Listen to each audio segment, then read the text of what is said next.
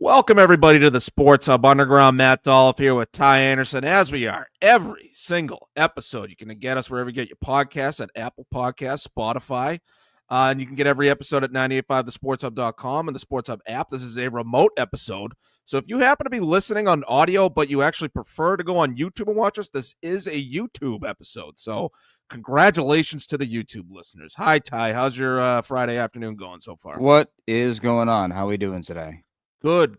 I just got a quick glimpse at Ozzy and Grimm before we started recording. You told me they will start fighting, so we have to keep them, unfortunately, off to the side. Well, right now they're currently staring at the Mass Pike right now out the window. They're having a good time. They're analyzing the traffic. They're going to get in the sky chopper, the Channel 4 chopper here, and give us a traffic update pretty soon.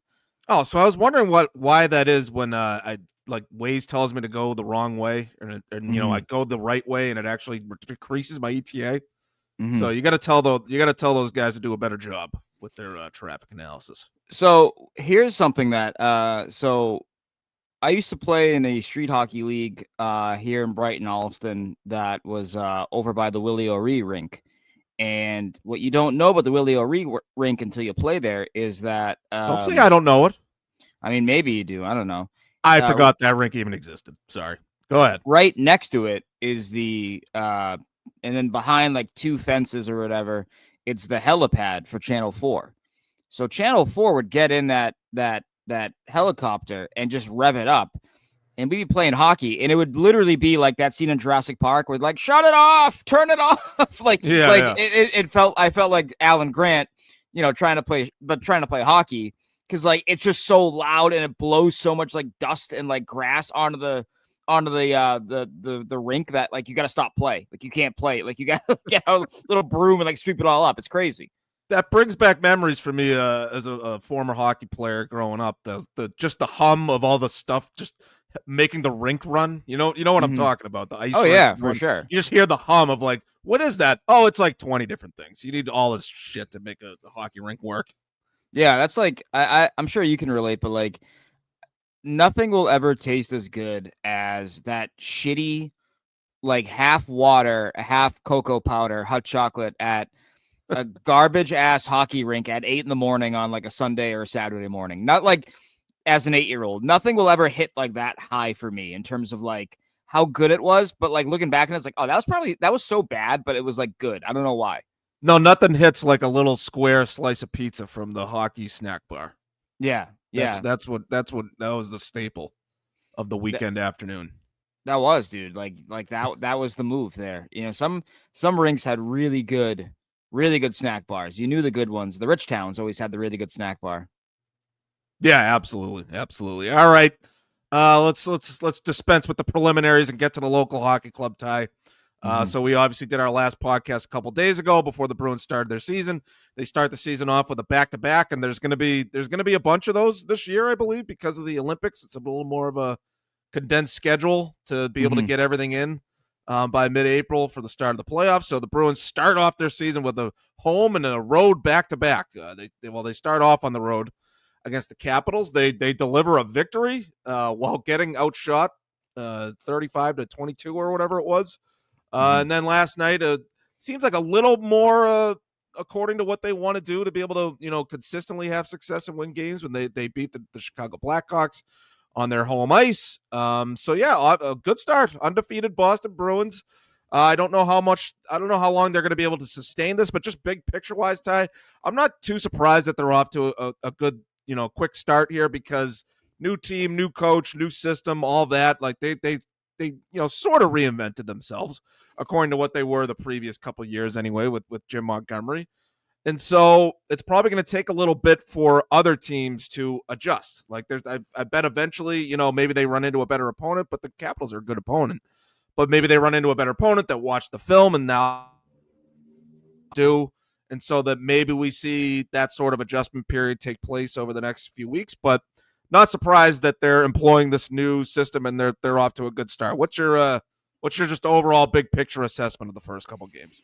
Yeah, I think to your point, it's easy for a grit team to get off to a good start, right? I think sometimes a skill team, the hands aren't there in early October. They're going to be there in mid-November, late November, early December.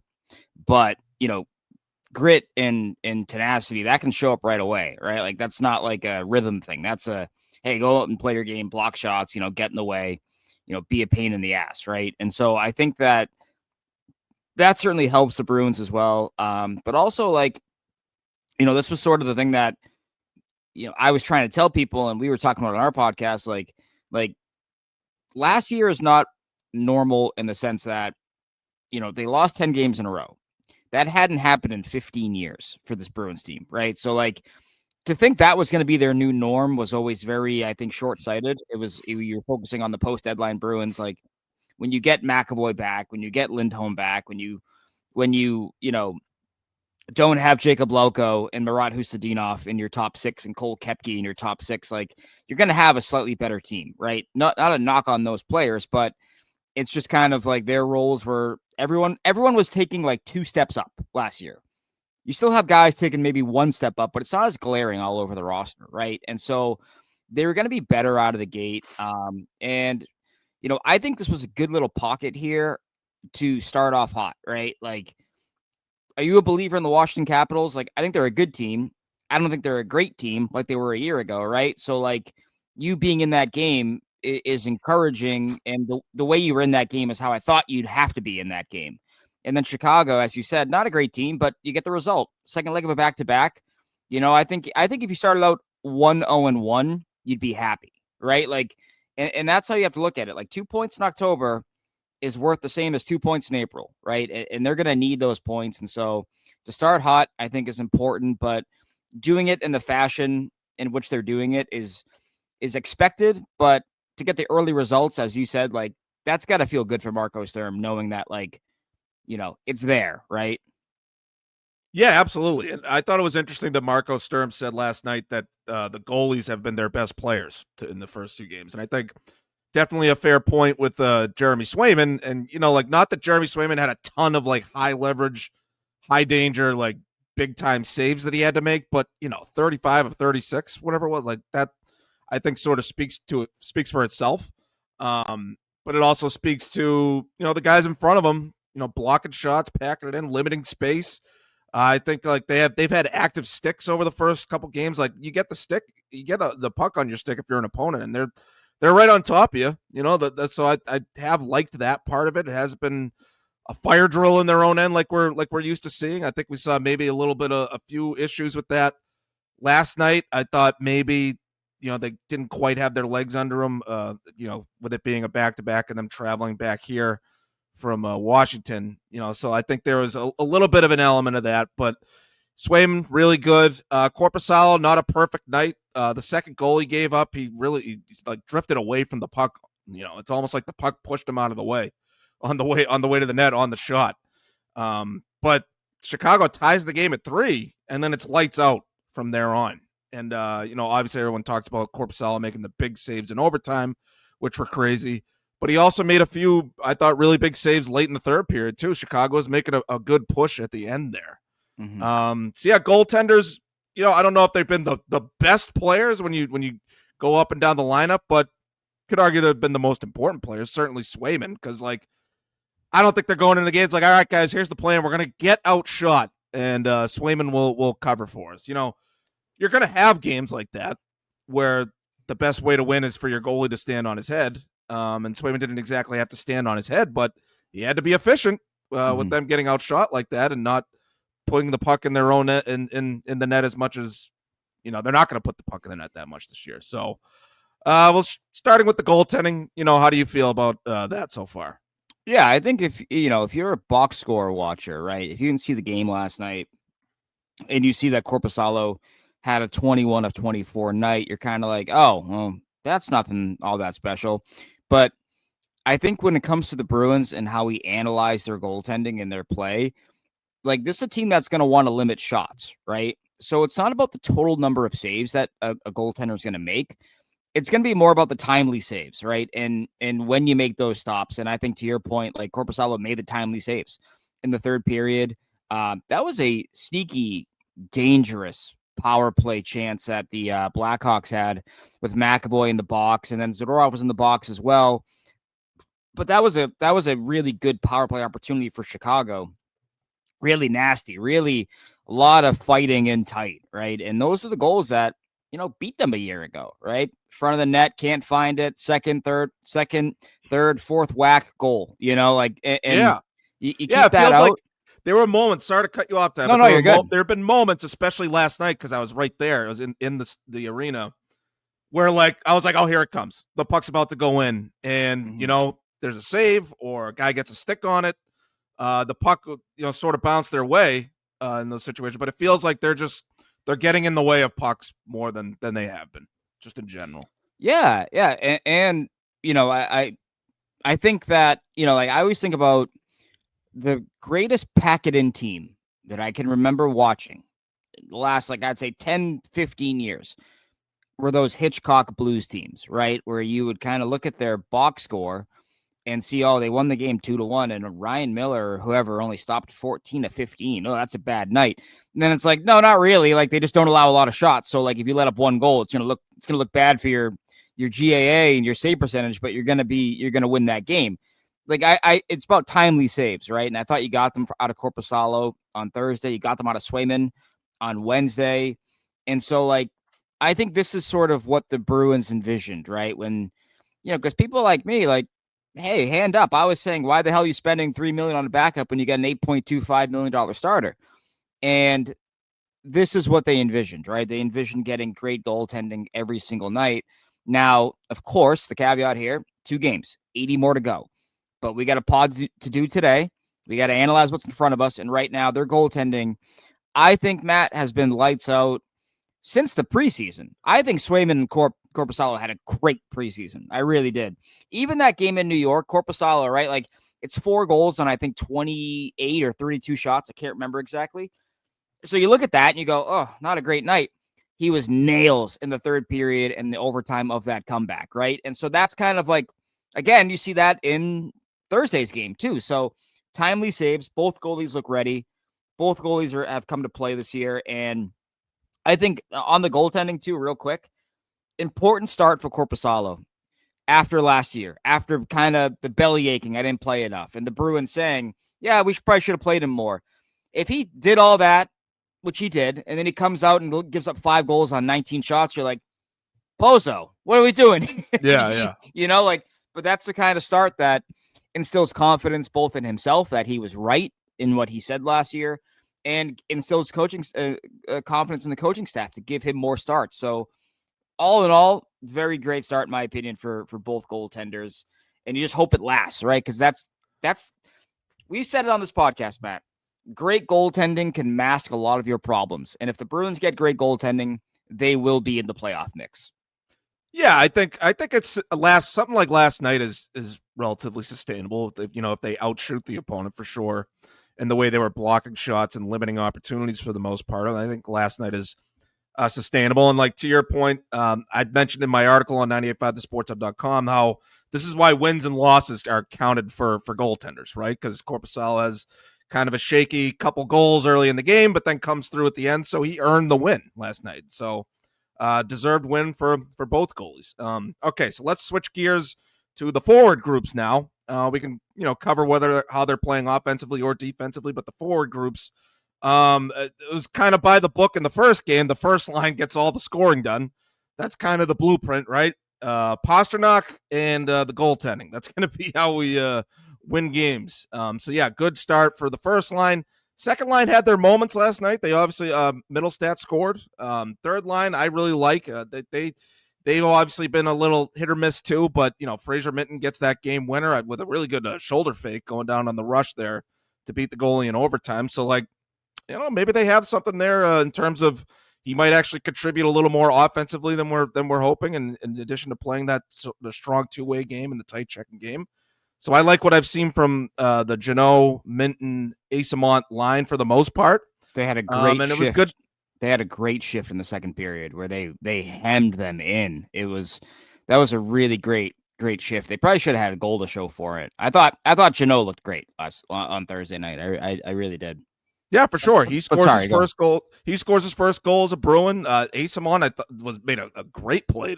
He looked like Charlie Coyle out there, the way he's protecting the puck. And did you say was it Asamon that he said he has a knack for like getting to good ice?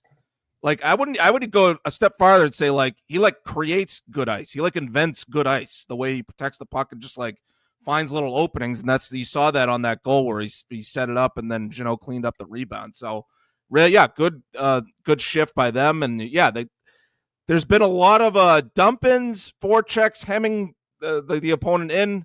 Not a lot of quality opportunities, I would say overall, and I guess we shouldn't really expect that. It's been a lot of pass it out to the point, fire it in. I thought Andrew Peak was good in that regard, in particular, the way he was able to get seeing eye shots down to the net, get a couple shots on goal there. So I think that's kind of going to be their approach for the most part. There were a lot of moments last night too where I thought a forward might have had a lane to get a little aggressive on the rush, but instead he would dump it off and hang back. And so it's almost like they're going to try to win time of possession like you would in a football game, just keep the puck away from the opponent, grind them down, forecheck them. So that's kind of the formula, and the Pasternaks of the world can use their skill and score that way.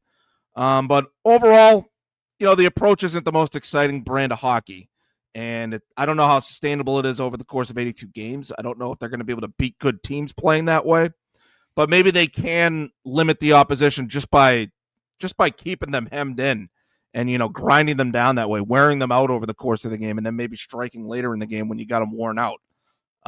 So just general approach. How do you feel about that offense? The way they've been approaching it. Yeah, I was describing it. I was talking with the player last night, and I used the term tenderizing the opponent. Right? You want to kind of wear them down, and I thought, your fourth line did a great job of that. Your third line did a great job of that. And what's going to be really interesting, Matt, is the differences in terms of how you can utilize those lines at home versus the road is going to be really intriguing, right? Like you can engineer better matchups for Minton, Jeannot, and Asamon at home, right? And you saw that. The Blackhawks have a team, especially on their left side, where you can get after them. They have Wyatt Kaiser, they have Alex Vlasic, who was making a season debut last night after dealing with an injury, and they have Matt Grzelcyk. So you could attack that side of the ice, which I thought the Bruins were really doing. On the second leg of a back-to-back, that's when you need those lines to show up and be their forecheckers, draw penalties, be annoying, but it comes back again, to what I'm saying, you can give those lines more offensive rope at home when you have the benefit of last change, right? And you can try to put them in better matchups. And I thought you saw that. On Thursday night where you saw a lot more Hustadinov and Corrali and Kaslik in the ozone, right? I thought the same about the Minton line too, and they were getting rewarded for it. You mentioned the Jeannot goal. Hustadinov and Kaslik both draw penalties. Yeah, I thought Kaslik. That was good. The way he was I'm just going to fight toward the net, and you're going to eventually do something stupid, and that's exactly how we drew that penalty. So that's kind of, I think, we were not mocking, but we were laughing about the P and V Bruins, right? Well, you can say pissed on YouTube. No, I understand. I prefer P and V. I don't know why it just sounds kind of fun. I like the rhyming aspect of it all. No, but that's where it can manifest itself, right? Versus just a fight. It's all right, well, can you just grind teams down? Can you make it so they take a dumb penalty, or that they just get so sick of you and how annoying you are that it leads to something, right? And I thought you saw that last night.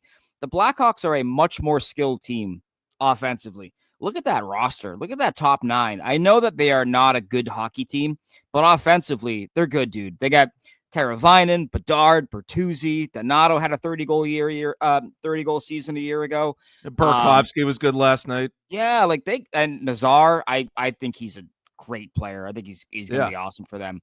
Burakovsky feels like a good compliment for Bedard, side piece. Maybe he could unlock Bedard, get him up to another level this year, just setting him up and stuff. Well, it's funny. You kind of look at what they did, right? Like they drafted Anton Frundell, and then you kind of look at Frundell and you look at the rest of their forwards and oh, that makes sense. That's the piece you need for that, because you have a lot of speedy skill guys that are perhaps a bit undersized, right? And you bring in a Frondell who's just been fantastic, right? In my opinion, great ceiling for him and as a prospect, but nevertheless, but no, like when you don't have that talent, like if you can just be annoying and grind them down, like that's how you can manifest your offense. And I thought the Bruins did that on Thursday night.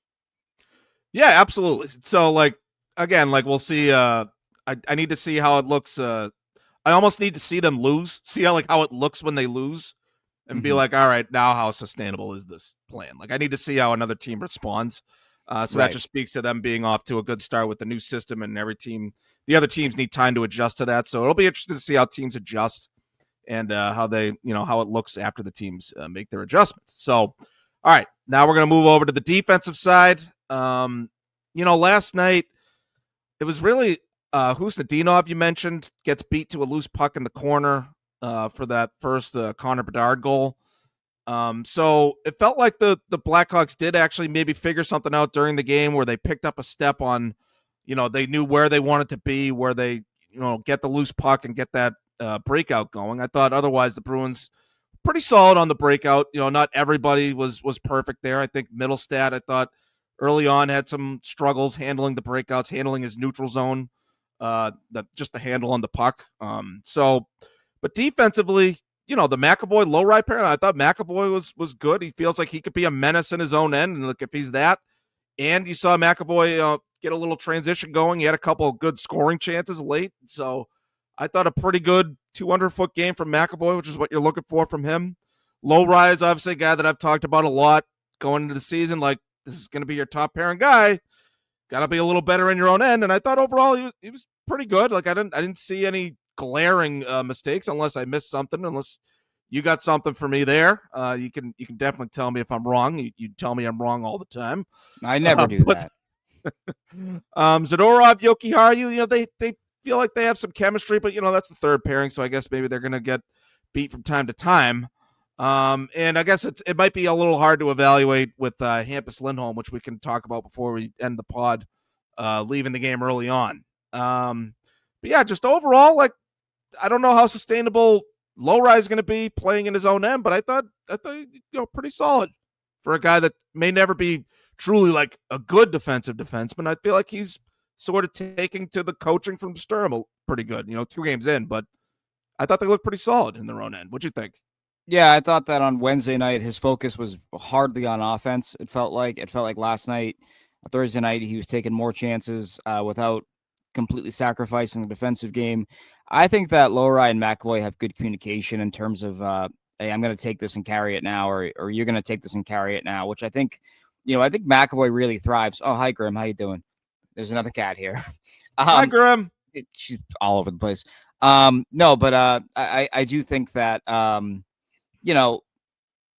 McAvoy thrives with a partner that can make passes to him and vice versa. And that's why I think they're giving so much, run to Lowry being the pairing partner, even though they have other options, right? It's just like they think that the way that McAvoy can, and you saw it a couple times. I'm not sure if Lowry was the partner on his best look of the night. I think it may have been Zadorov, but there was a stretch there.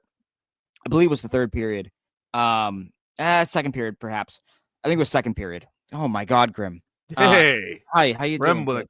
Grim with a cameo. No, but so there was a stretch there where McAvoy carried it end to end, had a great look, awesome look, and so like they want to get both those guys activated, and if they can read off one another to know, when this guy should go and that guy should go, like they're gonna be better off for it. So I think so far it's been pretty good with them. I think McAvoy, he's still got a level that he's got to hit, that he can hit, and but I think so far, like I think his steadying presence has been very underrated. Again, it's just 2 games, I know, but he's been very steady. And I think the same about Zadorov. I think Zadorov was awesome on Thursday night. Zadorov was, once Lindholm went down, Zadorov was like nails, I thought, from that point on. He was absolutely fantastic. So, I think that this is what they thought they were going to get last year out of both these guys so far. And so that's what's most important, I think, in my opinion. And it's going to allow guys you mentioned like Jokiharju and Lowry to be just good supporting cast members, right? Like, and I think that's the name of the game for them, And so I'm very happy with what you've seen defensively so far. It can get a little hairy at times, but I think so far, 123 minutes of hockey, whatever it's been, I think that their defense has been what they need it to be, especially in key moments, close games, tight games, tied games, whatever you want to call it. I think they've played with a lot of poise that they didn't have a year ago back there. The poise is crucial. I feel like they've completely lacked poise pretty much throughout the Jim Montgomery era in their own end. I thought. Yeah, I thought Lindholm Elias nailed it last night when he said like this is a game that we find a way to lose a year ago, and that begins like you lose those games in your defensive zone, and the Bruins did not lose it in their defensive zone. I think complete shot at Montgomery, but I'm here for it. Yeah, well, what's the difference between now and a year ago? The coach, right? Yeah, and when you have a coach that everyone knows is kind of one foot out the door, it's not ideal. It's not great. Everyone knew he was going to get fired by like early November, and he got fired like 10 days later. Like, everyone knew it was going to happen, and he knew he had a job in his back pocket. So I mean, whatever. Sturm, though, of course, Sturm has been very firm in camp. He's been very firm in practices. Like he'll get after them. He will. If he doesn't see something he likes there, he will get after them. And, even when they do something well, right? Like last night was the first night I got to kind of watch him, like behind the bench and how he conducts himself and whatnot. Like, even when they score, he's not like jumping up and down, pumped up. He's getting right back after them. Like, don't let up here. Don't let up here. And I don't see a coach who's comfortable still. I see a coach who knows the challenge in front of him, and that's only going to get harder, right? And so he is constantly pushing for that next level with this team, which I think, we'll see how the next 80 games go, but I think that's what they need right now. Yeah, look, if they're all pulling in the same direction, they believe, they're buying in, that can go a long way. So how coaching can be that important in that league. Like, you don't necessarily need to be the most talented team. You can win with coaching, grit, little piss, little vinegar, like you put all that in a nice little potent mix, and you can make it work. And so, like this first two games, and maybe I would hope that they can go 3-0. They could beat the Buffalo Sabres on their home ice this weekend, and then we'll see what happens when they play Tampa. So if they can get out to a 3-0 start, like they could get rolling. Like if they just keep sustaining the way they're playing right now, maintain the system, and everybody's pulling in the same direction on the same page, all that, so that can really work to their advantage. So, well, I think to your point, Matt, next week is when it gets really hard for them. You got Tampa, you got Vegas, you got Colorado. Like, that'll be a real litmus test. Yeah, like you're facing, I think, three of probably the top 5 offenses in hockey. If not, maybe perhaps 1, 2, and 3, in my opinion, in terms of potency and what they can throw at you complexion wise. Like, I think maybe Edmonton's the only one that I look at and go, "Ooh, it's more firepower there." Like, but you watch Vegas these last 2 games, man. They add Mitch Marner, but they still have Jack Eichel, Mark Stone, Pavel Dorofeyev. Like, they still got all these freaking weapons. Yeah. You look at them, you're like, oh my god, that's gonna be the real challenge. A great start. Yeah, Eichel's been awesome. He could have signed for $15 million if he hit the open market. I know, should have waited a couple days.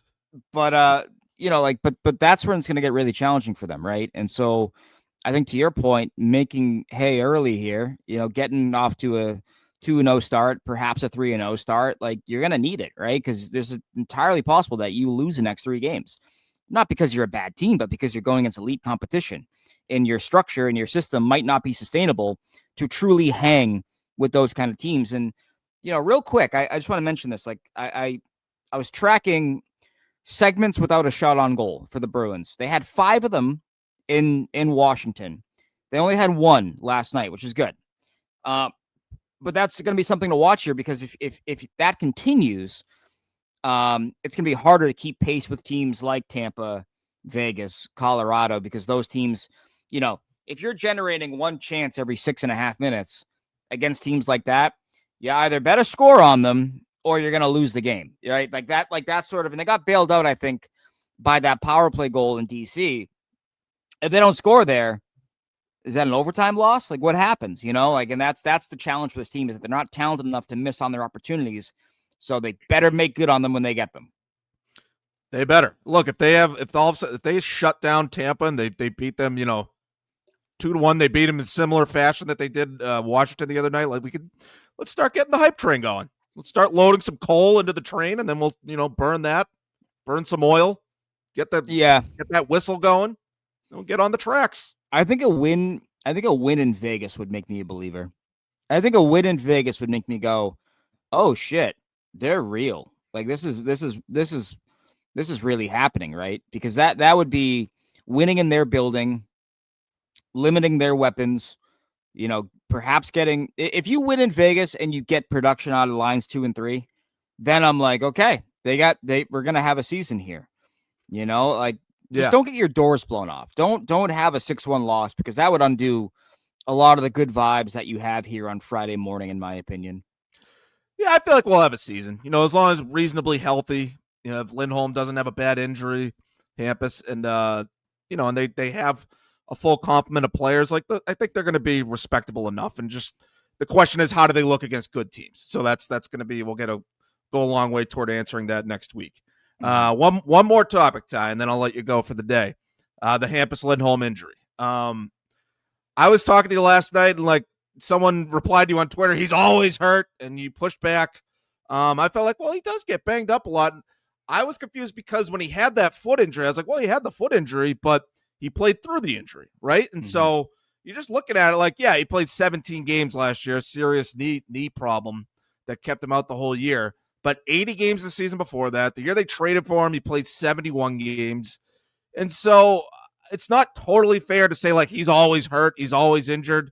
I feel like he gets banged up, he deals with stuff, but it's not like he's soft. He played through the foot thing. And sounds like this is something that he could play through. He maybe could have played through last night, but it's the second game of the year. We're playing the Blackhawks. Let's take it easy with him. He's still coming back from the knee problem. Sturm said it's not related to the knee. It is lower body, so who knows what the hell's going on here. I want your take. Give me your hottest Hampus Lindholm injury take. Yeah, don't play him on Saturday. It's not worth it. It's Buffalo. You have Jordan Harris. Jordan Harris has played almost 200 NHL games in his career. This is why you brought Harris in. It's the third game in 4 nights. Keep him out. Keep him out.